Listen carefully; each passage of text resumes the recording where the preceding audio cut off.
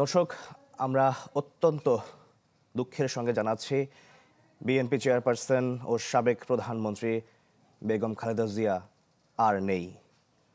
আজ সকাল ৬টায় রাজধানীর এভারকেয়ার হাসপাতালে শেষ নিঃশ্বাস ত্যাগ করেন তিনি। গত রাতে তাকে দেখতে রাজধানীর এভারকেয়ার হাসপাতালে যান দলের ভারপ্রাপ্ত চেয়ারম্যান তারেক রহমান।